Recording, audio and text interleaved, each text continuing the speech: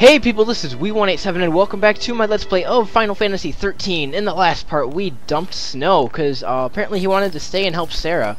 And in this part, we're going to move on without him, just because, you know, we can. Oh, Saz, what are you doing? There's a behemoth behind you that looks green. I like how it's like a green behemoth. That's cool. Anyway, in this episode, we're going to be, first of all, learning how to cast Libra. I'm actually going to view this tutorial just because it does give you, well, techniques in general, but mainly Libra is the most important one. Now, what you can do is you have this technique option, which is new, and there you can cast Libra, which is sort of like Scan in previous Final Fantasy games, or Libra also in others.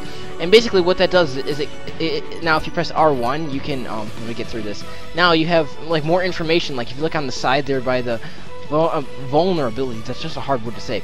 Vulnerabilities. You can see, like, it's weak to fire, weak to water, and you can just see, like, also on the top, like, it's immune to certain status ailments that we cannot cast on it anyway right now, but in the future that'll be useful. But, you know, it's very good to always Libra a new enemy. That's a very good idea to just do.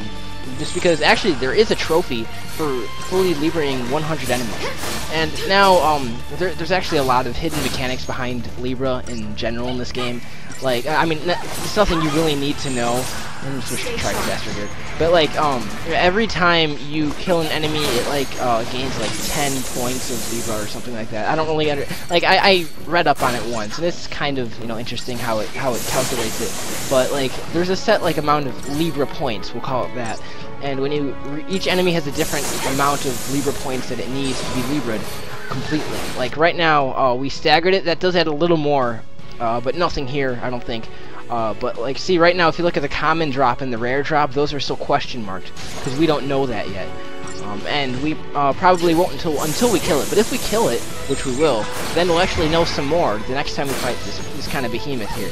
So it's kind of cool how the whole Libra system works, because actually, the reason why Libra is so important is because it helps the AI for your other party members so much. It like helps them so much, because it, like, the AI will know, like, okay, now this enemy is weak to, say, thunder. Now they'll start casting thunder, you know. I mean, they won't just start blindly casting spells. They'll cast the spells that the enemy is weak to, which is really cool. I mean, that's like one of the greatest parts about this battle system. So, yeah. Whoa, that's a big airship. Are we gonna get to fly it? Probably not. Sweep team, form ranks. This is Final Fantasy XIII here. They must be hunting down Purge survivors. I hope everyone made it out okay. Yeah. So do I. But nowhere is safe for them now. What about Snow? Damn it. Just cause they shared a neighborhood with a foul sea. They get treated like post-tainted rats. People really hate Pulse, don't they? Not hate. More like fear.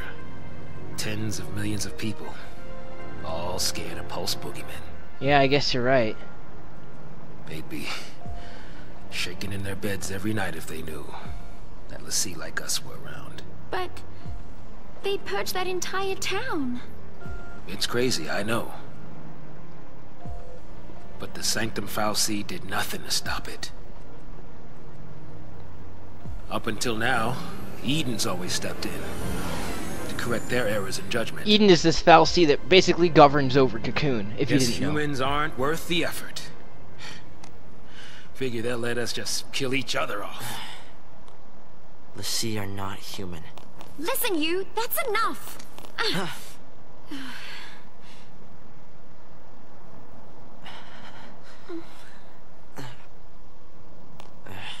Huh.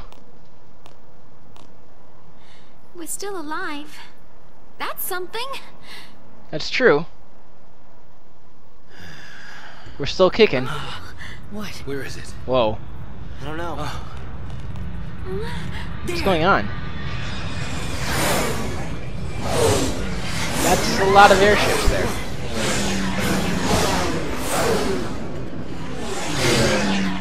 They're sealing off the area. They're trying to trap the stragglers. We gotta hurry. We gotta get moving before we're caught in the net. Yeah, we gotta move. So anyway, yeah, I always kind of liked that cutscene. Anyway, yeah, they mentioned Eden. Eden is this fal'Cie that basically governs over Cocoon, and it's sort of like the ruler fal'Cie. But Eden is also the name of Cocoon's capital. So don't mix those two up, because they're you know, the same name but two different things. The game never really explains that. It just sort of like it's inferred after a while. Anyway, alright, those soldiers I just fought are actually new enemies, but where am I going? Alright, this way. Yeah, they're actually new enemies, but I didn't show it just because, you know, they're basically the same as the other soldiers. There's nothing really special about them. You can Libra them though. I didn't, because I should have Libra them. I didn't, but oh well. Oh yeah, there's more of the crystallized fire. Venial? I meant to show that. Yeah, she was like raising her arms like that. I'll show it next time she does it. It's so weird when she does stuff like that, you know. She just raises her arms like, I don't know. It's weird. Anyway, oh, these new enemies. These are the, we haven't seen these yet, no. Alright, these are called, watch drones, if I'm not mistaken. Yes, the watch drones. These enemies are kind of difficult. They're gonna get more difficult, too. And you're gonna see them around now a lot, now that we've seen them. And they do get pretty strong. There's like somewhat of a strategy you're gonna have to use later to fight them.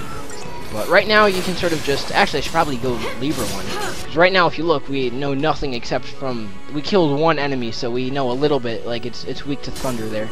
But I want to do a whole Libra spell on it just so we know more about it. And now if you look, you press R1 again, now we know a whole lot more about it. And that's basically what Libra is. It's like Scan in Final Fantasy VIII, or I think it's Scan in 9 as well. I know, in Final Fantasy XII, it's Libra. They recall it Libra. Venial, I'm sorry, I gotta heal you. I wasn't paying attention. Or not. So, there we go. 5 stars, 30 CP. Or as Tokido SF4 used to call it, juice. 30 juice, you know. I'm probably not gonna remember to call it juice. Yeah. More soldiers. You know, I'll show this battle just because I didn't show it before, and these kind of are new enemies, and I want to Libra them anyway. And now, if you notice on the bottom, you have 5 TP, and each time you use a certain kind of technique point, or technique point. It's not Final Fantasy XII, not techniques. It's the techniques. They cost a certain amount of TP. Like right now, like each Libra cast costs 1 TP. And throughout the game, you can only have a maximum of 5 TP. That'll stay the same. But it'll recharge as you go through the game. Like, actually, the more 5 stars you get, I believe the faster the TP gauge will refill.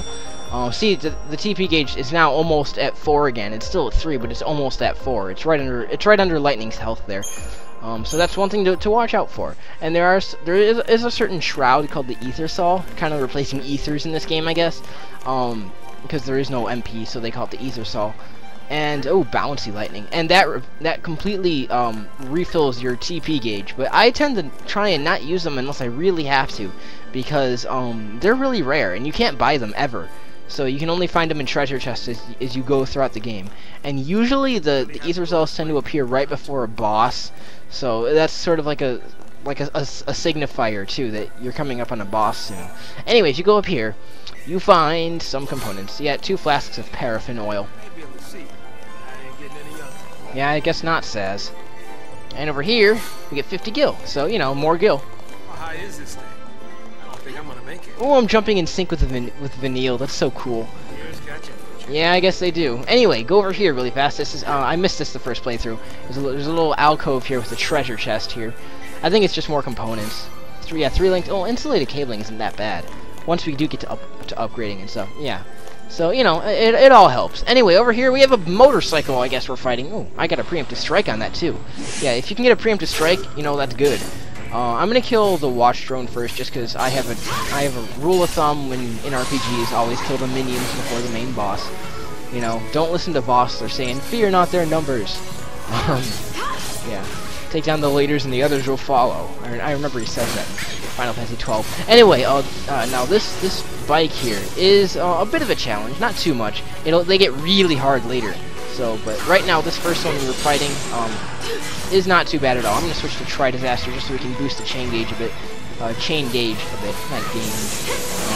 And I know Venial's dying. You know, here, have a potion, Venial. I'm too lazy to switch. See, that's the nice thing about potions, is you can just, like, quickly throw a potion and get right back onto the offense. And you don't have to worry about, like, stuff, you know? Alright, now we can go back to attacking, and lightning should deal a pretty good amount of damage. Hopefully I can get this in one stagger. I think I am going to. Oh yeah, and if you can't get it in one stagger, that's fine. Just stagger it again. But, you know, we got it. And there we go. Oh, I should have Libra'd it. You know, oh well. Oh well, I mean to say, if I talk right. I already have 100% trophies, so it's not like it matters too much. But still, it's good to know for your AI of the characters. Save point there if you need it. I don't need it, so we're gonna move on. Move on, move on. Whoa! This whole place is crystal. Yeah, Vanille, we figured that out.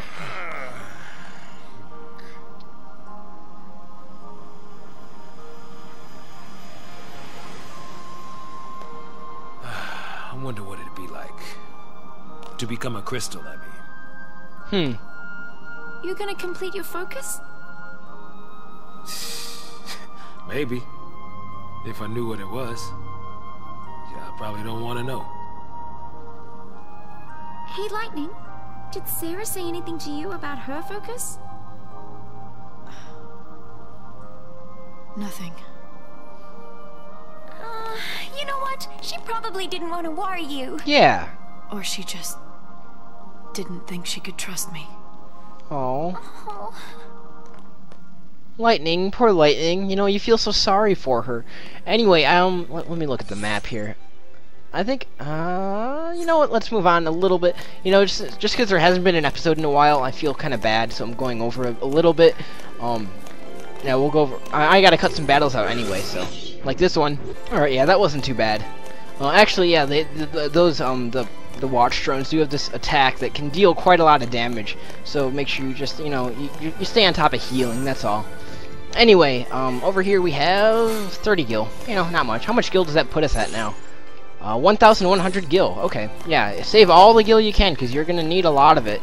Not for a while. We're not gonna need it, but you are gonna need it eventually. I like this tunnel. It's so cool. Like I like when if a game is gonna be linear, at least have it feel kind of cozy, you know.